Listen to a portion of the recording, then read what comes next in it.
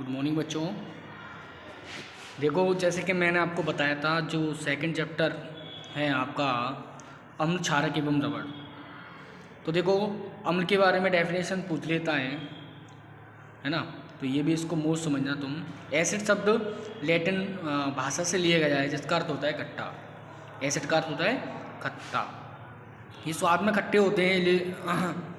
ये नीले लिटमस को लाल में बदल देते हैं। ये जलीय विलयन में H+ आयन देते हैं। देखो, प्रबल अम्ल पूछ लेता है ना, प्रबल अम्ल क्या होता है ना। तो प्रबल अम्ल HCl H2SO4 HNO3 का एक मिश्रण होता है, ठीक है, जिसको हम प्रबल अम्ल कहते हैं। बात करते हैं दुर्बल अम्ल, CH3 COOH लैक्टिक अम्ल ऑक्सैलिक अम्ल। ये दुर्बल अम्ल में आता है। सांद्र अम्ल जिसमें अम्ल अधिक मात्रा में होता है जबकि जल अल्प मात्रा में होता है, तो वो सांद्र अम्ल कहलाता है। तनु अम्ल की बात करते हैं, जिसमें अम्ल अल्प मात्रा में होता है जबकि जल अधिक मात्रा में होता है, तो वो तनु अम्ल कहलाता है। क्षार के बारे में बात करते थे, जो स्वाद में कड़वे होते हैं। कभी कभी अम्ल और क्षार के अंतर भी पूछ लेता है। ये स्वाद में कड़वे होते हैं, ये लाल लिटमस को नीले में बदल देते हैं।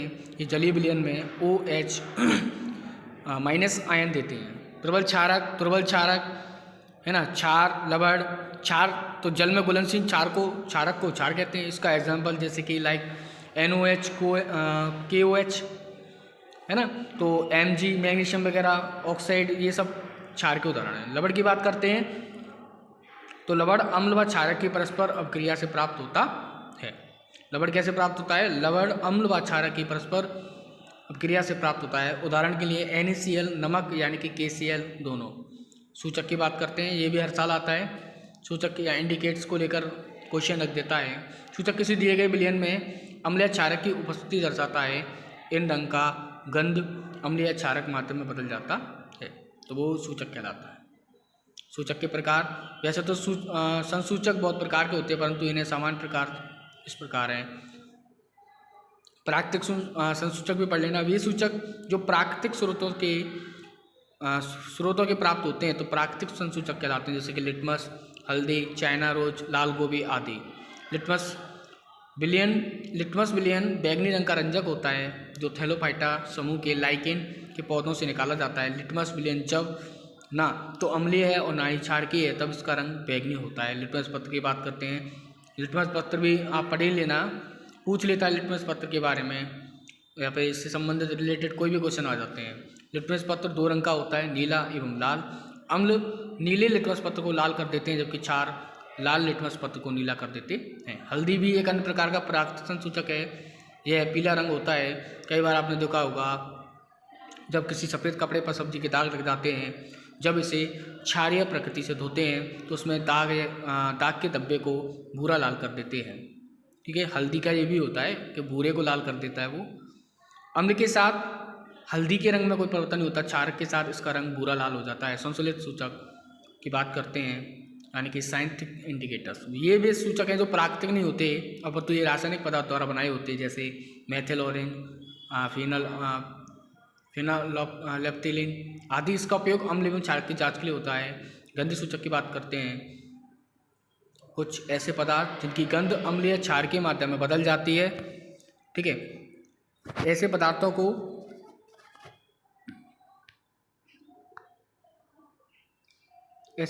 गंधीय सूचक कहते हैं, जिसका उदाहरण है वेनिला, प्याज एवं लौंग आदि। सर्वाधिक सूचक की बात करते हैं, यूनिवर्सल इंडिकेटर। ठीक है, तो ये कोई इम्पोर्टेंस ही नहीं है, बट आप उसको देख लेना, है ना। ये जरूर याद करके जाना आप, है ना। ये जो भी टेबल दी गई है ना आपको, लिटमस लाल को नीला कर देता है, अम्ल का लाल पत्ता गोभी का रस लाल से हरा हो जाता है ना। तो ये सारी चीज़ें आप देख कर जाना। ओके, धातु की अभिक्रिया अम्ल के साथ और क्षारक के साथ करते, तो देखो, है ना, अम्ल के साथ अगर धातु की अभिक्रिया करते हैं तो क्या प्राप्त होता है, कभी कभी क्वेश्चन भी बन जाता है। अम्ल प्लस धातु इजिकल टू लवण प्लस हाइड्रोजन, यानी कि 2HCl plus Zn equal to ZnCl2 plus H2, है ना। H2 इसमें निष्कासन होगी। क्षार प्लस धातु इजिकल टू लवण plus hydrogen 2NaOH plus Zn equal to Na2 ZnO2 plus H2। Pop test की बात करते हैं, हाइड्रोजन गैस से निहत परख नली जो मोमबत्ती पॉप ध्वनि में लगाई जाती है, ये भी आप याद कर लेना, मोस्ट ये इस साल का है ना। CO2 की जांच टेस्ट है ना, ये क्वेश्चन बन सकता है कि CO2 की जांच टेस्ट को मतलब देखो, अम्ल और क्षारक की परस्पर अभिक्रिया, अम्ल प्लस क्षारक इक्वल टू लवण प्लस जल बनाती है, हमेशा याद रखना। अम्ल और क्षार क्रिया करेंगे तो लवण और जल का निर्माण करते हैं। उदासीनी अभिक्रिया, जब अम्ल द्वारा क्षारक को पृच्छित प्रभाव तथा क्षारक द्वारा अम्ल को प्रभाव समाप्त हो जाता है और परिणाम स्वरूप लवण और जल प्राप्त होता है, तो उदासीनीकरण अभिक्रिया बनती है। ठीक है, इसके एग्जाम्पल जो कि आपको दे रखे हैं, अम्लों के साथ धात्विक ऑक्साइड की अभिक्रिया, ये भी आप पढ़ के जाना, ये मोस्ट हैं है ना। तो अम्ल व क्षारकों की समानताएं, ये मोस्ट है भैया, है ना।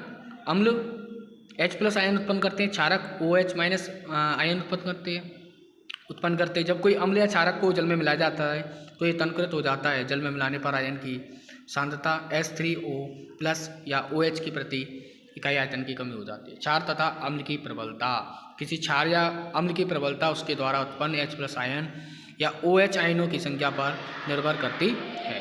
किसी अम्ल या क्षारक की प्रबलता हम एक सार्वभौमिक सूचक द्वारा ज्ञात करते हैं। सार्वभौमिक सूचक क्या होता है? अनेक सूचकों का मिश्रण होता है। यह सूचक किसी विलयन में हाइड्रोजन आयन की विभिन्न सांद्रता को विभिन्न रंगों को प्रदर्शित करते हैं। सार्वभौमिक सूचक पढ़ के जाना ये भी, ठीक है। अब बात करते हैं जलीय विलयन में अम्ल और क्षारक, ठीक है। तो जल की उपस्थिति में H+ आयन उत्पन्न करता है, तो जलीय H+ ion H3O+ hydronium ion के रूप में पाया जाता है। इसके एग्जाम्पल भी देख लेना। जल की उपस्थिति में क्षारक उत्पन्न जो भी है, ठीक है। ये डायग्राम देख लेना अम्ल और जल का, ठीक है। ये मोस्ट है बेटा, है ना। आप याद रखना ये चीज़, जल और अम्ल को मिलाने वाली, है ना। जल को अम्ल में डालने से क्या होता है, pH स्केल वगैरह, ये सब इसकी आपको रीड करके जाना है वीडियो में देखकर। pH स्केल क्या होता है? pH स्केल किसी विलयन में H+ आयन की सांद्रता ज्ञात करने के लिए एक स्केल को विकसित किया गया जिसका नाम है pH स्केल। pH में P है पोषांश, यानी कि प्रोटॉन, जो एक जर्मन शब्द जिसका अर्थ होता शक्ति। अगर pH बराबर 7 हो तो उदासीन विलयन, pH 7 से कम हो तो अम्लीय विलयन, pH 7 से ज़्यादा हो तो क्षारीय विलयन। ओके, ये स्केल भी बना के इसका डायग्राम भी बना लेना, कभी कभी स्केल ये डायग्राम भी पूछ लेता है। दैनिक जीवन में pH का महत्व क्या होता है? देखो, ये हर साल आता है और इस साल भी आना है। 2013 में आया था ये। पौधे एवं पशु pH के प्रति संवेदनशील होते हैं। हमारा शरीर 7.0 से 7.8 या 7.8 pH पारस रेंज के बीच में कार्य करता है। वर्षा की जल की pH का मान 5.6 से कम हो जाती है तो वह अम्लीय वर्षा मानी जाती है। अम्लीय वर्षा किसे कहते हैं? क्वेश्चन बन गया भैया, ठीक है। वर्षा की जल का pH मान 5.6 से कम हो जाएगा तो वो अम्लीय वर्षा कहलाती है। मिट्टी के pH की बात करते हैं। अच्छी उपज के लिए पौधों को एक विशिष्ट pH पारस की आवश्यकता होती है, तो pH कम या अधिक हो तो किसान उसमें आवश्यकता अनुसार अम्लीय क्षारीय पदार्थ मिलाते हैं। हमारा पाचन तंत्र का pH, इसको भी पढ़ के जाना। हाइड्रोक्लोरिक अम्ल उत्पन्न करता है जो भोजन के पाचन में सहायक होता है। अपच की स्थिति में उधर अधिक मात्रा में अम्ल उत्पन्न करता है, जिसके कारण उधर में दर्द व जलन का अनुभव होता है, ठीक है। तो हमारे पेट में दर्द क्यों होता है, किस कारण होता है, तो इसको मुक्त करने के लिए, ठीक करने के लिए क्या उपाय हैं? इधर से मुक्त होने के लिए एंटासिड जैसे क्षारकों का उपयोग किया जाता है जो अम्ल की अधिक मात्रा को उदासीन करता है, जैसे मिल्क ऑफ मैग्नीशिया, है ना। pH प्रवर्तन दंत 6 मोस्ट है, याद करके जाना। मुंह के pH का मान 5.6 से कम होने पर दांत का 6 प्रारंभ हो जाता है तो उसे दंत 6 कहते हैं। दंतों का एनिमल यानी कि दंत वल कैल्शियम फॉस्फेट से बनता है जो कि शरीर का सबसे कठोर पदार्थ होता है। यह जल में नहीं घुलता, लेकिन मुंह की pH का मान 5.6 से कम होने पर संचारित हो जाता है। क्षारकीय दंत मंजन का उपयोग करने से अम्ल की अधिक मात्रा में उदासीन किया जा सकता है, ठीक है। पशुओं एवं पौधों द्वारा उत्पन्न रसायन में आत्मरक्षा, ये पढ़ के जाना आपको। 101% आना है ये। मधुमक्खी का एक डंक अम्ल छोड़ता है, इसके कारण दर्द व जलन का अनुभव होता है। डंक मारे गए अंग में बेकिंग सोडा का उपयोग से आराम मिल जाता है। नेटल के डंक वाले मैथिनोइक अम्ल छोड़े जाते हैं, इनके कारण जलन व दर्द का अनुभव होता है। इसका इलाज डंक वाले स्थान पर टाक पौधों की पत्ती को रगड़ कर किया जाता है। ये भी याद रखना, नेटल का आ जाता है ना। प्रबल क्षारक का ये सब, प्रबल अम्ल, दुर्बल क्षारक, है ना, इनकी क्रिया होगी आपस में तो क्या बनता है और क्या नहीं बनता। देखो पहले वाले को देखो, लवण का pH में प्रबल अम्ल प्रबल क्षारक इजिकल टू उदासीन लवण बनाता है, इसका pH होता है 7 और NaCl यानी कि नमक का निर्माण हो जाता है। ठीक है, साधारण नमक में रसायन। ठीक है, साधारण नमक से रसायन का कैसे बनता है? देखो सोडियम हाइड्रोक्साइड NaOH व्यंजक चूर्ण बन जाता है, बेकिंग सोडा धोनी का सोडा, जिसका सूत्र ये लिख रखा है, हमेशा इन सूत्रों को याद कर लेना आप, है ना। तो सोडियम हाइड्रोक्साइड किसे कहते हैं? देखो सोडियम हाइड्रोक्साइड क्लोर क्षार प्रक्रिया किसे कहते हैं? ये क्वेश्चन आता है, क्लोर क्षार प्रक्रिया। सोडियम क्लोराइड के जलीय विलयन लवण जल से विद्युत प्रवाहित करने पर ये वियोजित होकर सोडियम हाइड्रोक्साइड उत्पन्न करता है, तो इस प्रक्रिया को क्लोरो क्षार प्रक्रिया कहते हैं। ठीक है, उपयोग भी देख लेना, इनके सारी चीज़ देख लेना। व्यंजक चूर्ण हर बार आता है, मोस्ट है साल का शुष्क भुना हुआ चूना पर क्लोरीन की क्रिया करने से व्यंजक चूर्ण का निर्माण होता है, याद रखना।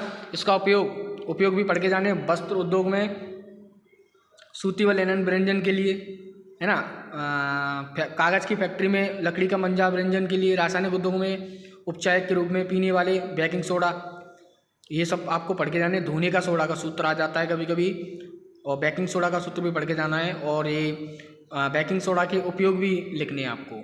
ठीक है, ये पढ़ के जाना आप सब। प्लास्टर ऑफ पेरिस, है ना, प्लास्टर ऑफ पेरिस 373 केल्विन ताप पर गर्म करने पर जल के अणुओं को त्याग कर कैल्शियम सल्फेट हेमी हाइड्रेट अर्ध हाइड्रेट यानी कि पॉप बनाता है। यह सफ़ेद चूर्ण है जो जल मिलाने पर पुनः जिप्सम बनकर ठोस बनता है। ठीक है, इसका उपयोग भी प्लास्टर ऑफ पेरिस का उपयोग डॉक्टर टूटी हुई हड्डियों को सही स्तर रखने के लिए करते हैं। इसका उपयोग खिलौना बनाना, सजावट के सामान के लिए होता है ना। इसका उपयोग सतह को चिकना बनाने के लिए भी किया जाता है। क्रिस्टल का जल मोस्ट है ये भी, रबड़ के एक सूत्र इकाई में जल के निश्चित अणुओं की संख्या को क्रिस्टल जल कहते हैं। ठीक है बच्चों।